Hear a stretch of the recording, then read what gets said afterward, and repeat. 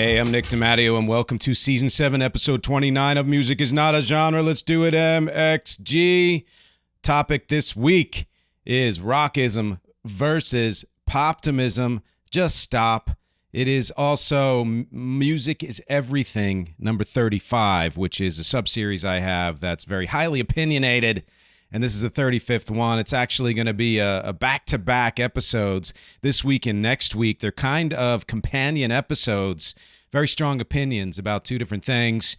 But before we get there, thank you as always for watching and listening. Listeners, go to youtube.com/@musicisnotagenre. You get a video for every episode of this podcast. Then please don't forget to subscribe and ding the bell so you're alerted when I upload new videos. I've been doing a lot of that, especially some shorts and things like that. Watchers, go to nickdimatteo.com/musicisnotagenre. There are links there if you would rather just listen and not watch. And everyone, go to patreon.com/musicisnotagenre to support this show, my band Rec, and everything I do. And yeah, wherever you are listening, like, subscribe, share, rate, review, all of that stuff. It makes a huge difference. It makes it easier for other people to find the show. Once again, my song coaching business, songwriting coaching. If you are a songwriter, you've had that song inside of you for years and you just want to get it out and you want it to be the best it can be, you got to work with me. Go to nickdimatteo.com/song coaching to find out more. Finally, new album. Rec's new album, KITE to CAMDEN, dropped worldwide on June 20th. So as of the airing of this podcast, it is ready for everybody in the world to hear. Please go check it out wherever you go. KITE to CAMDEN, Rec should pull it up on any streaming service. And then a quick note. This is a fun note for me. So I've been listening to a lot more music podcasts lately. And some of them I absolutely love. Some I like the information, but not the presentation, and some I just don't like at all. And that's just, personal preference or whatever. But I do a few things differently. One is I always say it's music talk from a music insider. We'll go over, more of that throughout really the next week's episode. But the other thing is, and I've only mentioned this a few times, and that is I kind of call myself One Take Willie. I'm known for that in a lot of circles, whether it's music recording or acting or stuff like that. It's not that I don't do more than one take, but that I can often nail things in the first take. And one of the objectives I set out for myself when I started this podcast, since it started on video and not on audio, is that I have my notes in front of me and I can do the whole thing in one take and not have to worry about editing, etc. And that's partly because it keeps the energy up. You don't know how many podcasts I listen to that I have to listen to on 1.2 or 1.5, every now and then even 2.0, because I feel like, I don't know, I feel like they're all going with that, hey, late night NPR programming, which I've listened to and I enjoy. But when you're looking for something a little bit more dynamic, it's very slow paced. And so I try to give you 1.2 at 1.0, basically. And that's in part because I'm sitting here reading notes, off the cuff and giving it to you in one take. So that's just a quick, note. And let's get back to the topic now, which is, again, Rockism versus Poptimism. Just stop. Music is Everything, number 35. It's been a while since I've done a Music is Everything, and that is basically a sub-series where it's heavily weighted towards opinion, although you'll see that there's a lot of, fact and information involved in that too. So why this topic, right? So Rockism and Poptimism have both been around for a long time, whether they were called that or not. And we'll talk about when they were called each of those respective things.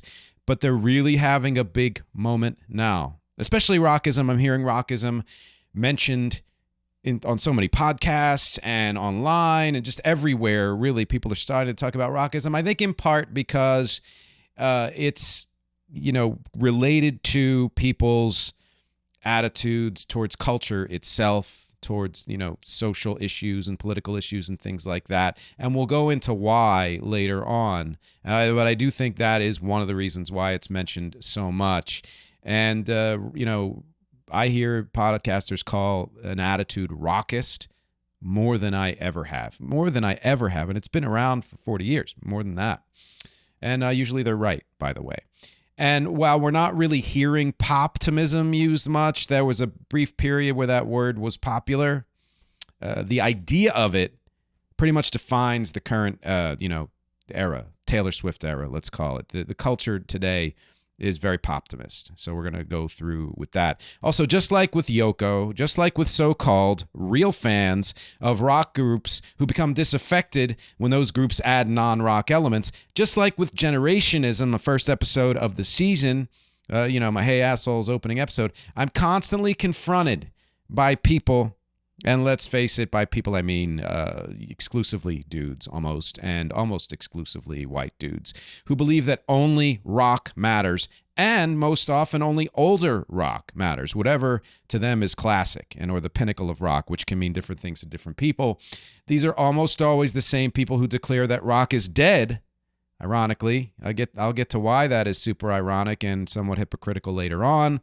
Rather than addressing this in the context of one artist or a different topic, which I have mentioned this attitude several times, various forms in dozens of episodes of MxG, I wanted to confront it head on to break down not only why this is short-sighted and wrong, but also how it directly relates to classism and racism. Yes, it does.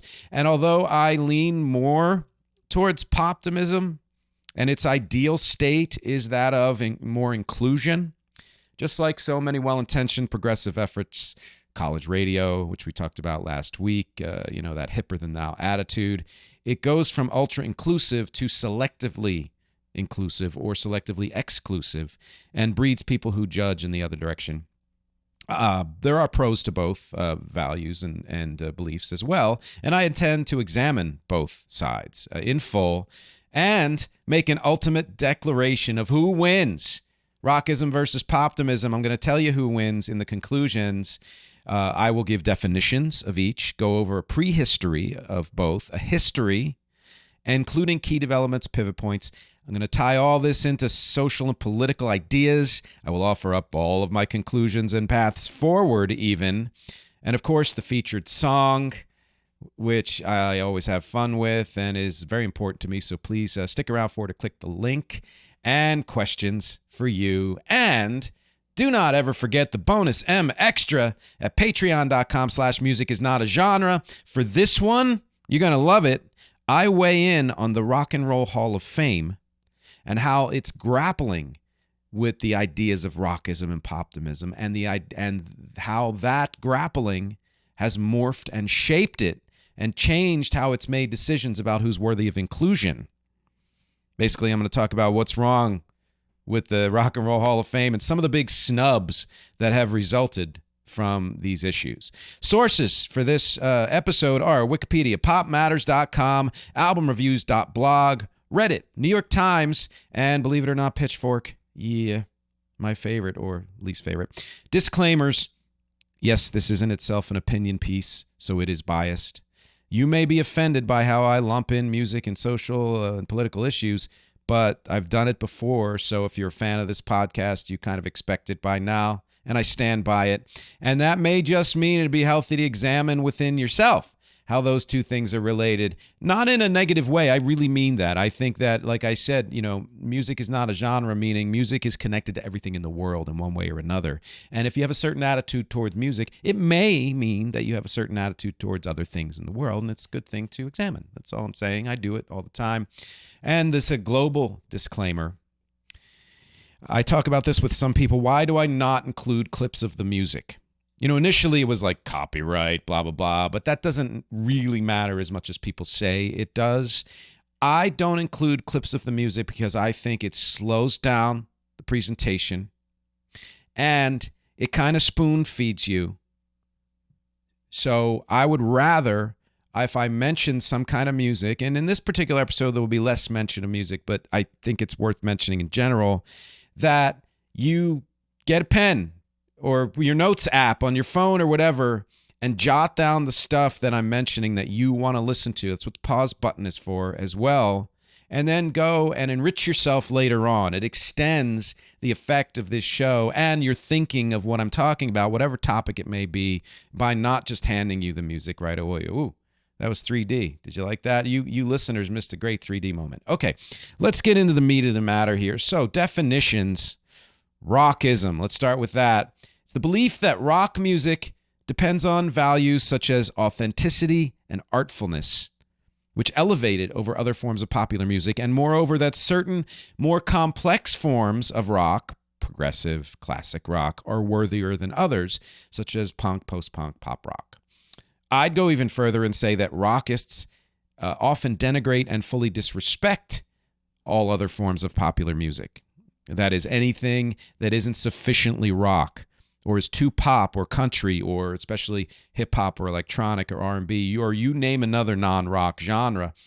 Rockism values tradition and perceived authenticity over innovation and perceived artifice. And perceived is such an important word in this episode, and often pinpoints a period when rock was at its best and truly, quote-unquote, rock. Which, again, that period can be different for different people. The word itself is said to have been coined by rock musician Pete Wiley from the band Wah in 1981, and he coined it because he was against the idea. Let's get to Poptimism, the definition.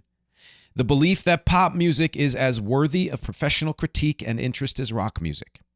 It values newness and pop sensibility over tradition, eclecticism over rigidity, at least in theory, and often values more successful songs and artists over everyone else.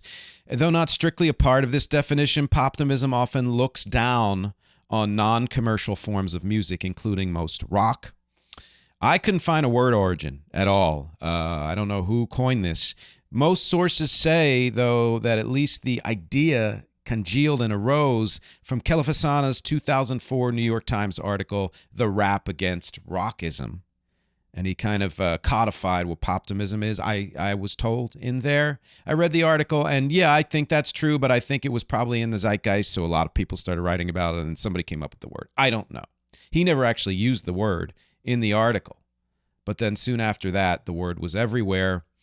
And both of these beliefs can show up in criticism, professional writing, fandom, which I see online all the time, businesses, the industry, and even among musicians.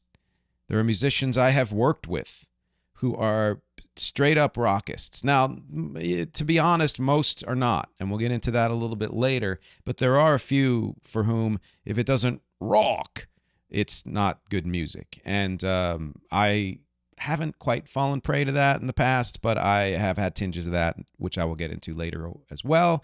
But before we get there, let's do some origins and prehistory.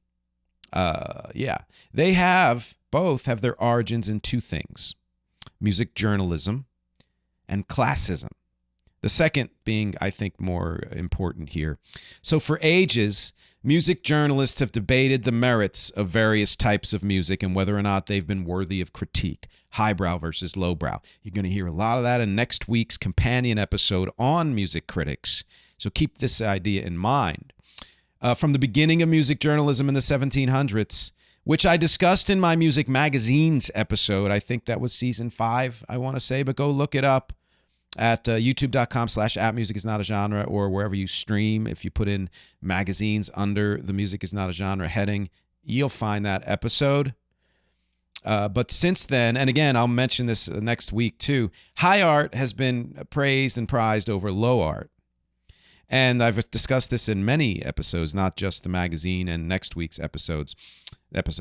And so music writing was almost all classical music criticism, which traditionally comprised the study, discussion, evaluation, interpretation of music that has been composed and notated in a score, and the evaluation of the performance of a classical song and pieces such as symphonies and concertos. And I said that quickly because it's a quote, but it's true. And not folk or other forms of music. Yes, and this kind of attitude, as mentioned in the definitions, is not just among critics. Fans and musicians themselves often make the high art, low art distinction. And this is why these beliefs are directly linked to classism. A side note, by the way, I usually break things down into music commentators, fans, creators, and the business, And so, and I haven't mentioned a lot about the business, but the industry, I would say, was less committed to this division, which you may be surprised to hear me say, in that it was willing to sell anything that had traction. Money mattered. If something sold, they would promote it. The business still made divisions and distinctions, which was the origins of genres themselves, and in the way that they marketed certain kinds of music in both classist and racist ways. And in some ways they've learned that lesson, in some ways they haven't. They've certainly expanded because they understand that any kind of music can appeal to anyone, and don't try to guess who likes it better. But that didn't stop them from throwing money and work at anything that would sell. So in some ways, they're less a culprit, which proves that change comes from the ground up. And if we fans and musicians and writers are creating these false divisions, the business will respond to it. If we are opening up and saying there are a lot of people who like everything, the business will respond to that too. And note later, I'm going to discuss the kind of amorality of capitalism, how the desire for profit has been and can still be used in favor of diminishing and even erasing class, societal, political, artistic distinctions and divisions. Instead of discussing it later, because I don't think I put that in the rest of my notes, I'm going to mention it a little bit now, which is basically to say there is an idea that performative actions by businesses are inherently bad. Now, they're not perfect. They're not the best way to do things, but performative can often become the new normal if it sticks. And that goes to the amorality of businesses. Capitalism has no morals. It will take whatever profit it can get. It's up to the people and the government, which should be the people, to regulate that, which is something we're doing a terrible job of right now. But point being that the businesses make their own decisions as to what will sell, what will not sell, based on where the money is coming from. And if that means that they find that certain things sell that they may not be, morally behind because they have no morals, they're going to sell it anyway. And that can change the culture. So whether you're talking about classical versus folk, classical versus jazz, white versus black, orchestral versus popular, or eventually orchestral things like classic and jazz against rock, and then rock versus pop. And in each of those cases, I was saying highbrow versus lowbrow. Two things have remained the same. People need to divide things into worthy or unworthy of respect and acclamation. We have this impulse to do that. The us, them, mindset. And number two, the line between those things is constantly shifting, both gradually and seismically at times. And in fact, I almost subtitled this the ever-shifting line or whatever like that, because what was once considered pop is then considered rock, and vice versa. And what was once considered, highbrow is then considered lowbrow, and vice versa. The line keeps shifting.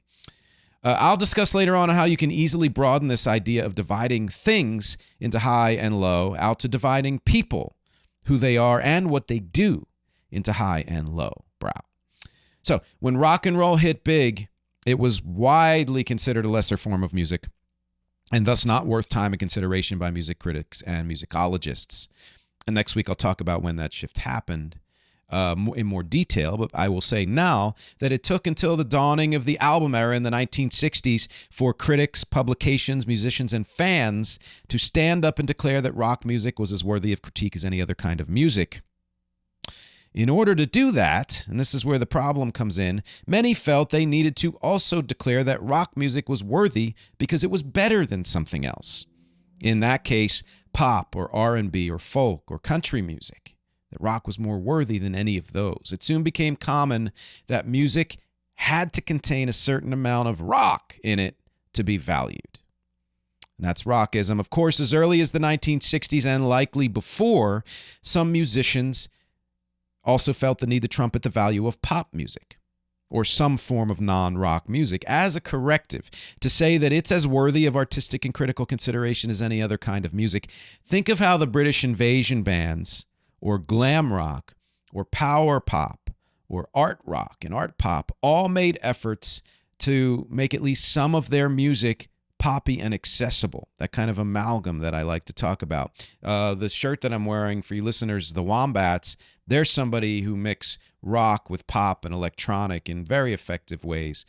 That was no accident. These types of music and musicians meant to add pop elements to rock and vice versa. These kind of efforts and attitudes were actually the precursors of Poptimism. This strain would eventually shape popular music in general as rock infiltrated the pop charts, which, as I mentioned in my album series, took a lot longer than we like to think or like to remember, and pop music became more rock-oriented, which happened more quickly, starting in the 1970s and exploding in the 80s through the 2000s, further blurring already blurred genre lines. But let's table Poptimism for now, as it took longer to develop. Get back to our timeline. Rockism did come first. History. That was the prehistory. Here's the history. You'll find that this history starts heavily with Rockism, for the reasons I mentioned, and so we will get to Poptimism eventually. Picking up where we left off, this means that by the 1970s, and likely before, critics, fans, and some musicians made a sharp distinction between rock and other popular music. As rock developed, spread, and broadened its genres and subgenres and sub-subgenres and just kept broadening, that division was refined to exclude even certain forms of rock that were not sufficiently rock enough or complex enough or artful enough, or however you want to say it as a rockist. For example, funk rock, metal, and eventually punk and pop rock were not as well respected as prog rock or blues-based classic rock. It's no coincidence that these divisions were often also along class and race lines. Most of the well-respected rock was white and or high-minded, high class, and the disrespected was the opposite of that. By the late 1970s, and certainly even before, if a song or band were too accessible or too pop, they weren't nearly as respected as more esoteric, obtuse, complex forms of rock. You were authentic if you were trying hard not to be accessible. Long songs and long solos, etc., etc. It's one of the things that contributed to the puncturing of that bubble by punk and disco and electronic music, because it just got so overblown. Musicians and fans, and eventually the industry, and lastly, the critics, again, felt the need to stand up and declare that other forms of music were worthy, and that shifting line of high and low art shifted again. This is likely what prompted people like Pete Wiley to point out rockism and to fight against it. Rock has always been changing and always will, but those changes were, I'd say, more gradual for the first 20 years or so. Let's say, mid-50s to mid-70s. But when electronic music and then disco and punk started to bubble up in the mid-70s, if not before, they began influencing rock music, which was what would give us the 1980s and beyond up until today. And this caused a severe backlash that manifested in many ways. One, and I mentioned this in a full episode before, the Disco Sucks movement. It's clearly racist and homophobic. It's one way, and that was meant to denigrate anything that wasn't rock and wasn't done by, cis white people, and usually cis white men. In fact, that burning there, and I've mentioned this before, that burning of albums in that ballpark, was it Chicago? I forget. Did not just include disco albums. It was pretty much any albums made by artists of color or gay artists or whatever. Also manifested as the constant either-or division, which you had, it was Beatles or Stones, who was more authentic, was prog or punk better, even though many punk and post-punk artists actually appreciated and even liked prog. Musicians of certain flavor, most musicians do not go for divisions like that. Or are you more punk or metal? Are you more hair metal or grunge? Do you like Nirvana? Or do you like Pearl Jam? Do you like the 2000s neo-post-punk and emo? Or do you like post-grunge? So were you into more like Fall Out Boy and Jimmy Eat World and the Strokes and the White Stripes? Or were you more into Creed and Nickelback and all of those? Or nu metal? The list goes on. All those divisions happened. And the other thing, the way it manifested, is that radio divided its listeners and its formats between modern rock and classic rock. And that really started to codify what was meant by classic rock for a number of decades. But now you have further divisions. The classic rock I grew up with was considered 60s and 70s, which eventually included some of the 80s, but lots of classic rock stations now and playlists lean toward the 80s to the 90s and often even through the mid to late 2000s, which by the 2000s and likely before, we ended up with divisions even within rockists. Certainly before that. I have met people who don't listen to anything after 1990. I have met people who, after grunge died, don't like anything else that came. I've met people who put that line in the 2000s. I've met people who put that line in the 1970s. There are the true, classic rockists who weren't into anything after 1980. There are the tween classic rockists who are only into pre-grunge rock. That's that 1990 dude. There are the neoclassic rockists who consider grunge the pinnacle and rock to have died after the, mid to late 2000s. And of course, the global rockists who don't care when, they have their idea of when rock was best, but their main thing is they think rock is dead. The current charts and music in general suck. And anything that isn't rock is fluff or worse. Which, of course, brings us to the opposite of this in many ways, and that is Poptimism. As mentioned, the idea was popularized in the mid-2000s, hung on in pop culture for a good decade.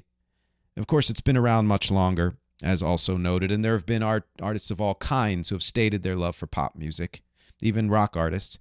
Rock artists who deliberately seek to write popular songs are often poptimists, openly or not. Again, glam rock, art rock, pop, some kinds of post-punk and new wave, rap rock and new metal, post-grunge, almost all of 2000s rock. All of them were working towards an amalgam of rock and pop. One of my favorite things, that's what power pop is. Even someone as rock as Kurt Cobain said how much he loved pop music like the Monkees and always made efforts to craft his songs along pop music structures and ideas, hooks, repetitions, etc. By the 2000s, the division between rock and pop music was being exacerbated by the rise of hip-hop, electronic, and uber pop music like the boy band and girl band Surge and people, like Britney Spears and Aguilera and all of that. A huge moment for pop. Surging, Spice Girls, etc. Hardline critics and fans were pushing back, heaping praise on the garage rock and neo-post-punk bands that rushed in from the late 90s through the mid to late 2000s. Just like with traditionalist political movements, a strong surge like this is often an indication that the world is moving on, and this is the last gasp of the people who don't want it to move on and are fighting harder to keep it the way it is or was. But three things about that before getting more into Poptimism. I liked or love many of those bands. Still do. White Stripes, The Strokes, Block Party. I just actually put in my hat for being the lead singer of a Strokes cover band, by the way. Block Party, Hot Hot Heat, The Killers, etc. I still love that sound in modified form from bands like the Wombats. So I'm not saying this to denigrate those bands or that music. Two, I'm saying it about the critics and hardline fans who were so against pop that they couldn't just ride the wave and enjoy it, knowing that everything comes and goes in cycles. And number three, you need to let things do that, because ultimately stuff will merge again and create new forms of both rock and pop, which is largely why rock music is starting to infiltrate young artists, young ears, and the charts again, as it has been somewhat bubbling up for the last 5 years or so. One more thing before we move on here. It's important to remind ourselves that, as I said in my album series, and I mentioned earlier, rock has almost never ruled the charts or the world. It's been largely an underdog. So you can understand why people want to protect and defend it. And just like societies and cultures and all the rest, the best way to protect and defend something is to let it grow. Let it integrate and amalgamate and propagate everywhere and into everything and everyone.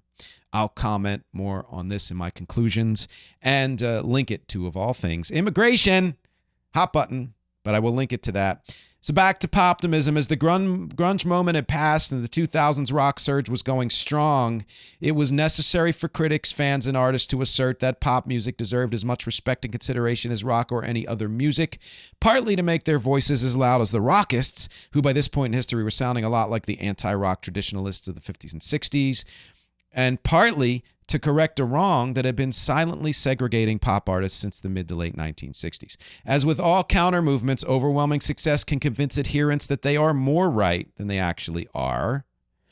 I was asked to write an essay in XPOS 101, freshman year of college, about women's rights and how should women do to men what men have done to women. And my answer was no, and in short form, and the professor loved it so much she wanted to enter it into a contest. But that is what I believe. Tit for tat is bullshit. Poptimists started to claim that only the best pop music was worthy of any consideration, that chart success mattered as much as art, and that when a successful pop artist delivers, there should be zero nuanced critique, especially if that album or those songs are huge hits.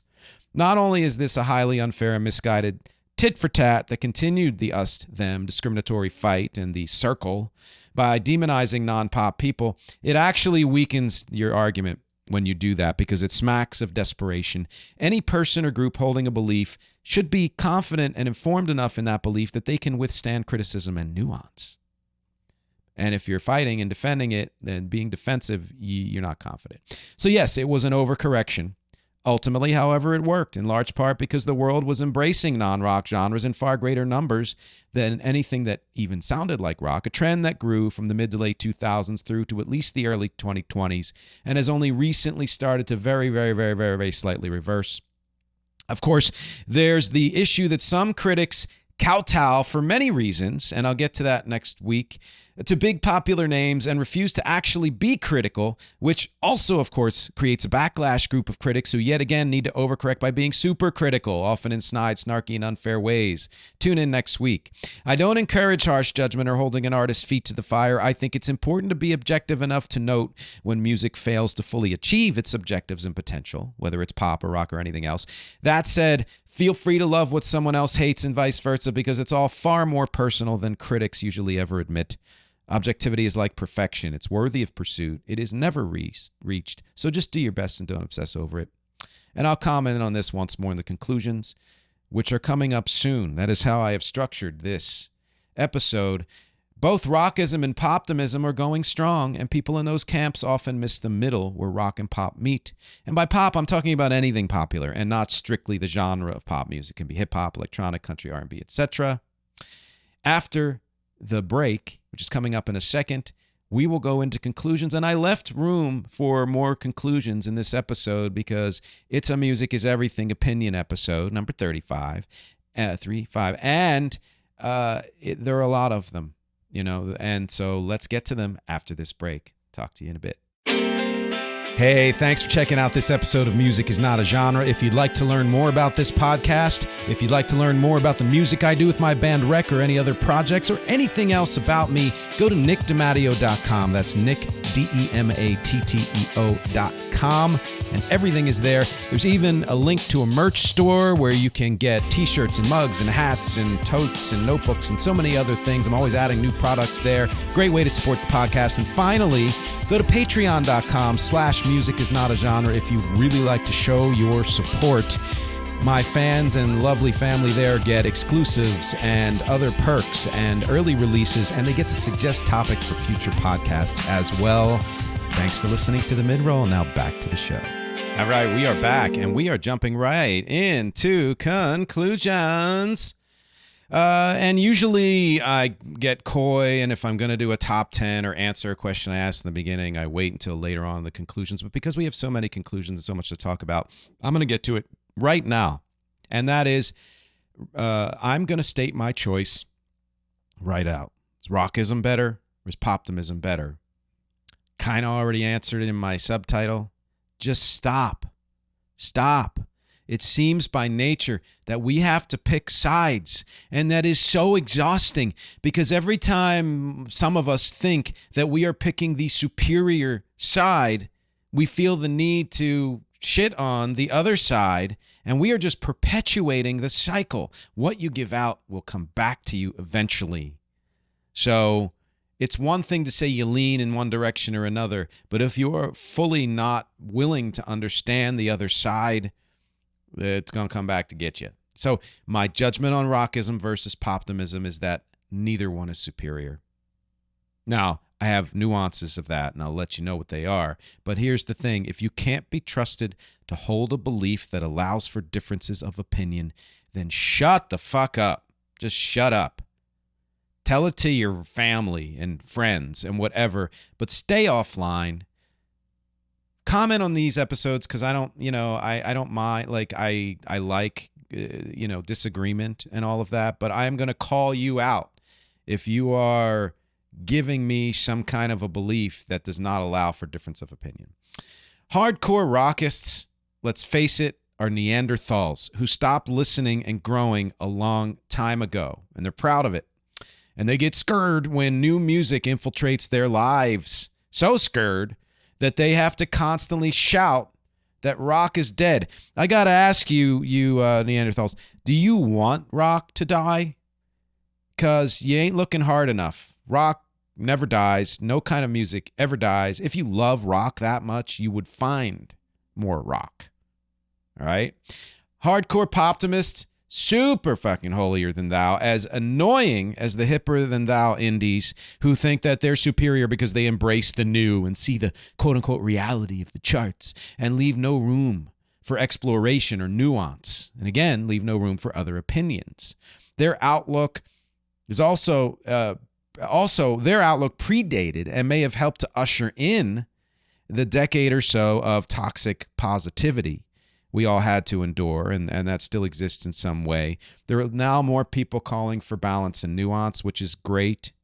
And while positivity can be a wonderful thing, if it is to the detriment of reality and not acknowledging the negative, then, that's basically what poptimists do. But to be fair, before I give you my leaning, here are some pros to both, some of which I've said before. Rockism values these things: a degree of exploration within certain parameters, ones that adhere to their idea of what the best rock is and should be, whether that's classic rock or prog or metal or punk or whatever. Exploration can be in there if it's within those parameters. They value the DIY music making aesthetic that asks both artist and listener to really know music. They value history and roots and traditions that continue to inform music development. You poptimists may not agree, but it's true. They value emotional expression that can often obscure things like perfect execution and strict composition. Feeling it, man. That's authentic. Though conversely, they also value competence and proficiency on all levels. Malmsteens, all you people who think that chops mean the most. But those are positives, and poptimism values also a degree of exploration within certain parameters, ones that adhere to their idea of what the best pop should be, usually dictated by what's been going on the previous 2 to 5 years. They value collaboration and allowance for multiple forces to shape music, so whereas rockists usually believe that the bands or artists themselves should write the songs, poptimists don't really care where the song comes from as long as it's good.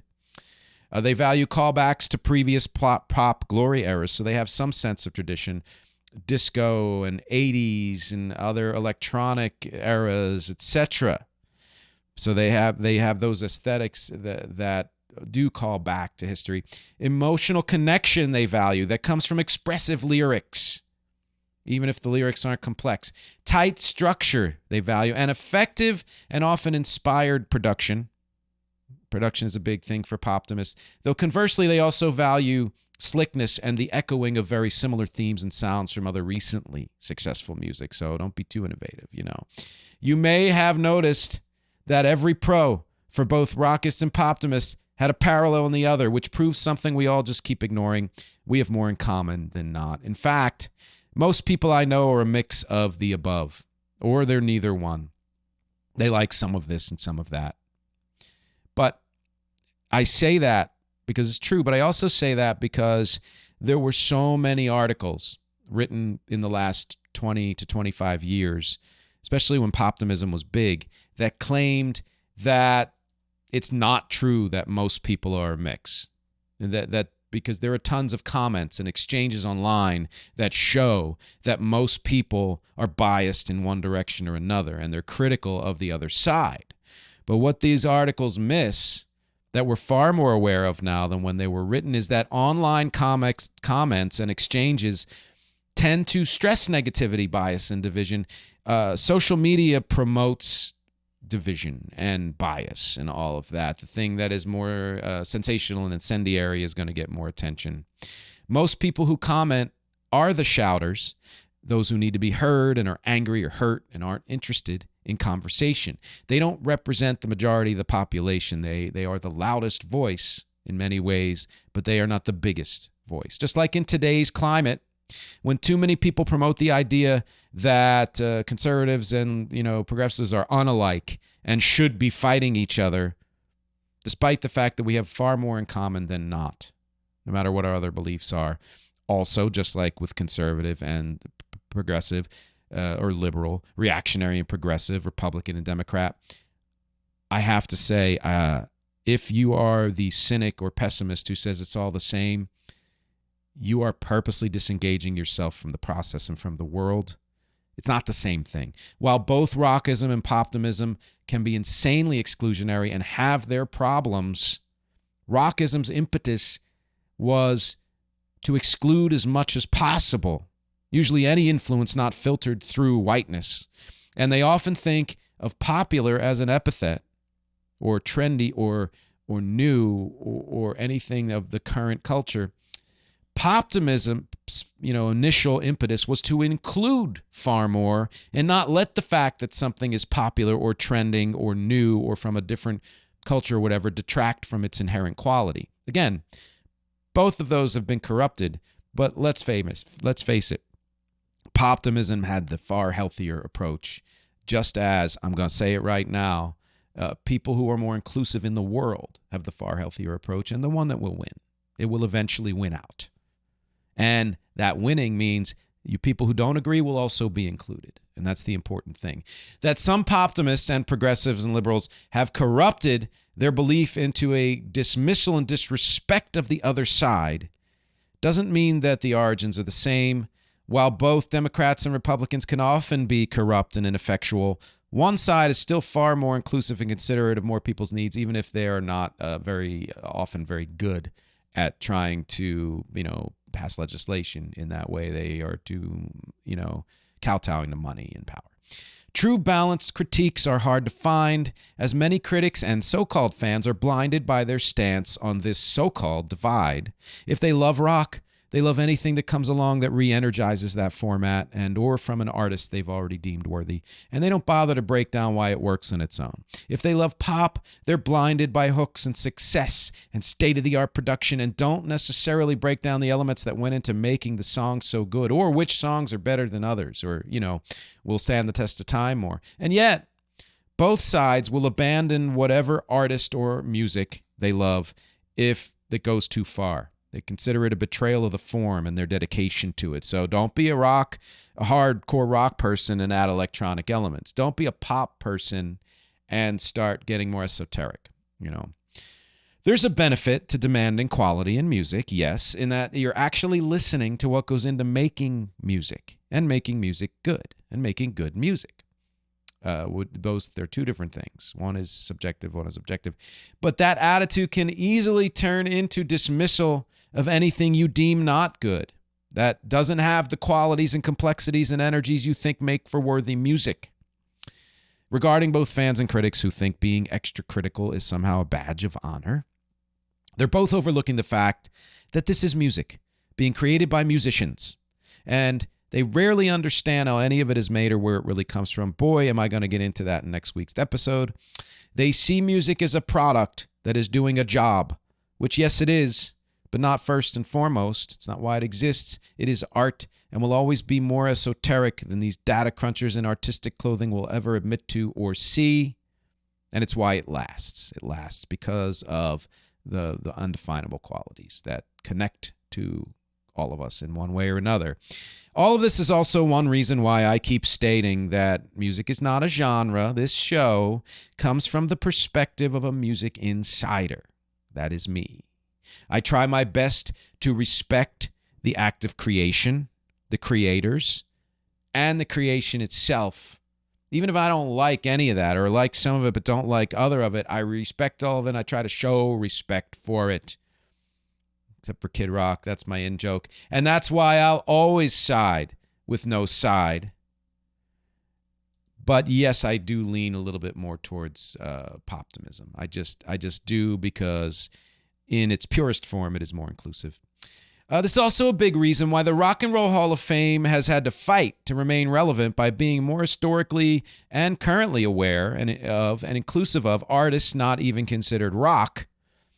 A concession that all of this is connected and everything informs and affects everything else, and that you can't strictly define any genre.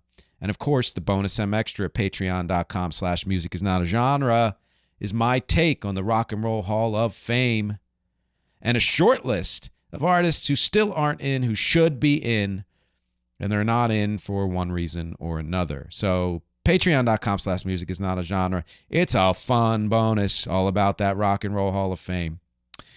All of this, everything that I have said in this episode, is really a battle between authenticity and popularity. And you can have people, even within the pop camp, declaring certain artists as more or less authentic. I broke this down and I dismissed it years ago on my sub-series called Illusion in Music. If you go to youtube.com/@musicisnotagenre and go to playlists and look up Illusion in Music, there's, I think, 4 or 5 episodes in there that tell you how the things that fans and critics, may think, make music, or what makes music more authentic or whatever.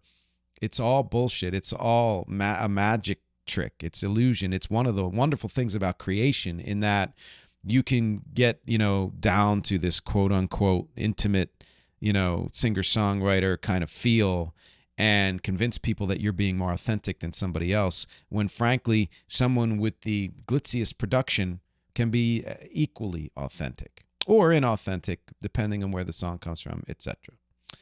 Also, the age-old battle between elitists and traditional populists. That's another thing this entire episode is about. Now, so by elitists, I mean people who find reasons to think they're better than other people.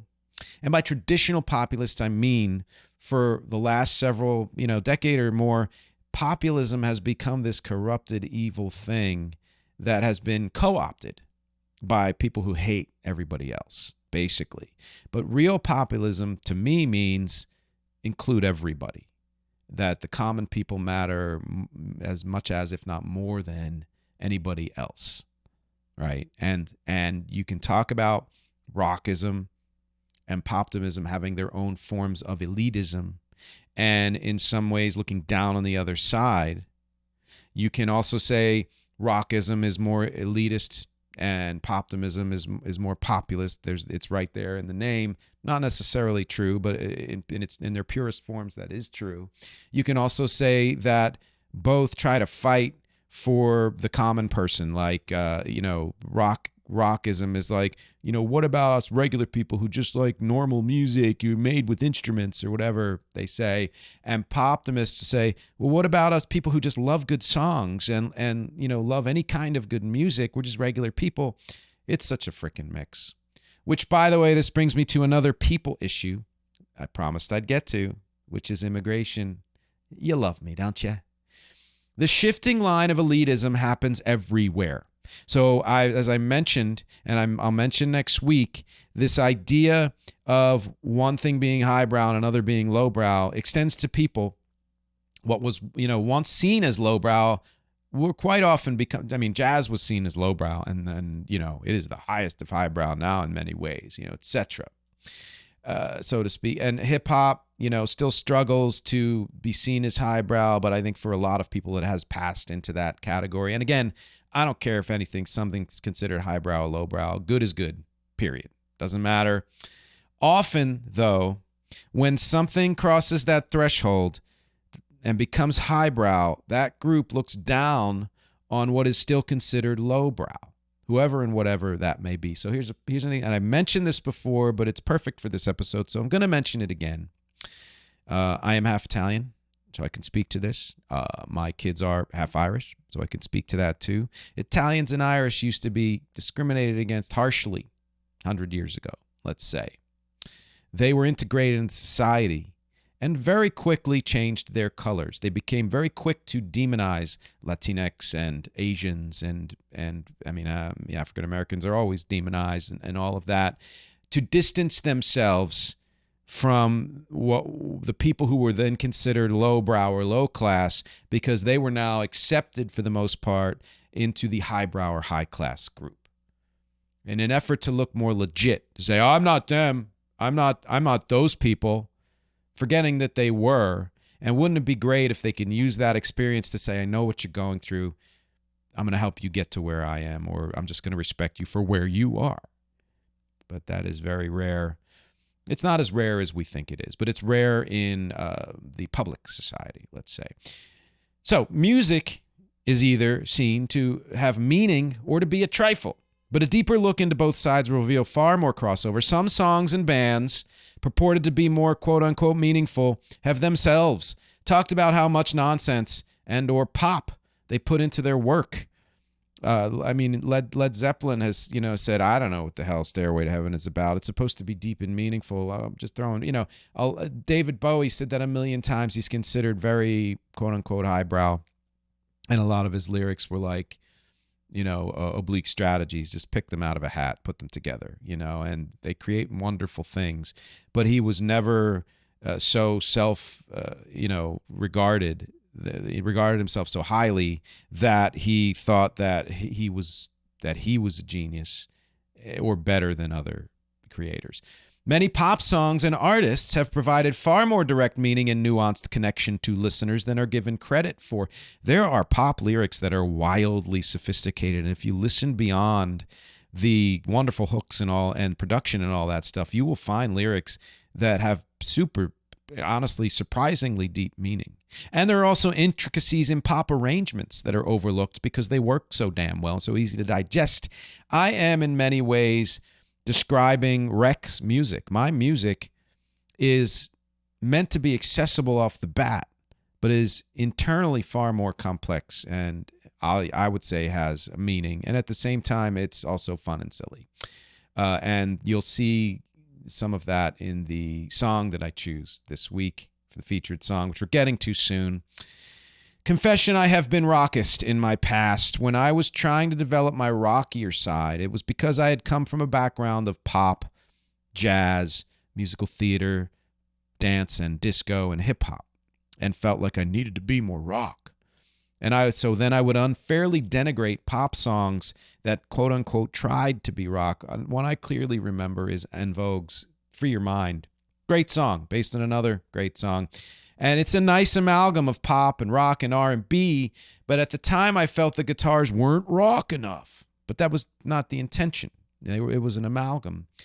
Even in my singing and production, I've often struggled to approach the performance and internal categorization of my songs without bias. Some songs in my head I say are more rock, and so I have to sing them that way. Sometimes some songs I say of mine that are more pop, so I got to sing them that way. And that is a bias. But I've also had a poptimist bias, often finding it difficult to create music that doesn't have hooks and or pop structure and sensibility, no matter the genre. I have gone farther than this. The opening tracks on KITE to Camden it just came out June 20th. Please go stream it. The first two opening tracks are extremely esoteric. So I can do music like that, but I almost always judge my final work based on how effective it is at keeping the listener's attention, which is a poptimist thing, I think, as if just exploring isn't enough. Even saying that out loud feels skeevy to me. Yeah, I mean, I love exploring, but don't put it all on record. I have a poptimist bias to a degree, even though I love rock too.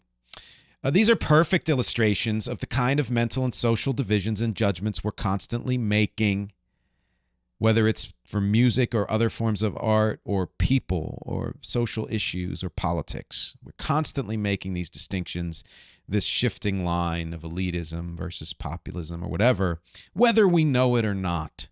It's worth examining until we find ways to decondition that kind of thinking. When I talk to people who have this certain view of the world or certain types of people who have a cringe response to certain things, like if I said, oh, my kids live in Harlem, whoa, what? Or even if I say I live in New York, what? New York City?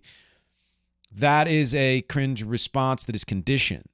And I didn't have all of those responses when I was younger, but I had some of them. And it took exposure to new cultural things and ideas, and an internal deconditioning and disabusing myself of those prejudices for me to get it out of my system as much as possible. And it's worth it because it makes life so much more enjoyable, so much less contentious. Dear God damn. Which brings me to the featured song. As mentioned, I straddle the line between rock and pop. And not just pop, but all kinds of popular music. If you've listened to Rex music, you've heard pop, you've heard indie pop, you've heard electronic, you've heard dance and techno, you've heard R&B, you've heard folk, you've heard hip hop. I won't say country, but a little here and there. One thing that remains the same in most of my work is I like to bring things together to show that seemingly disparate forces can coexist. I also love to break norms of structure and lyrics and chord changes and overall intent. It's how I keep the music fresh and don't just keep repeating a formula. It's why I classify Rex music as multiphasic power pop. Lots of styles as multiphasic. All of the songs have some kind of grit and energy. That's the power. And pop sensibility behind almost everything. Which is why I chose this week's song. It's called Song OK. From KITE to Camden. It's out everywhere. It's been on recarea.bandcamp.com for months. But as I said, it just dropped worldwide on June 20th. Please go check it out. Song OK is one of the songs on KITE to Camden. It is punk pop. It mixes rock and pop in a pretty well-known format. It is both a celebration and send-up of the form. Why? Well, you can feel the celebration immediately. When you hear it, it's energetic. It's enthusiastic, it's playful, and it's triumphant, and it never lets up. It's not a very long song either. The send-up is in the lyrics, or lack thereof. I call it Song OK for a reason. You will hear it in a minute or so, or please click the link, and you will understand why I say that. And that's in part to illustrate how a great song structure with a great melody and a great flow and momentum can make a great song, even if great lyrics aren't there.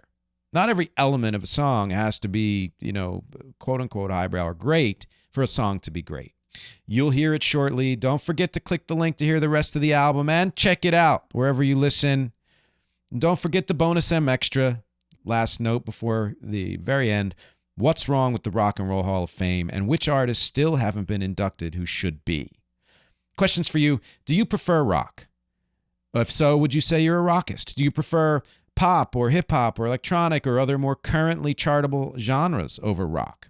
And does that make you a poptimist? Or are you somewhere in the middle and believe divisions like this are useless? I want to know your answers to all these questions and more because my objectives here are music, conversation, and connection. Thank you for hanging with me for this 35th edition of Music is Everything, and I will talk to you next week, the companion episode.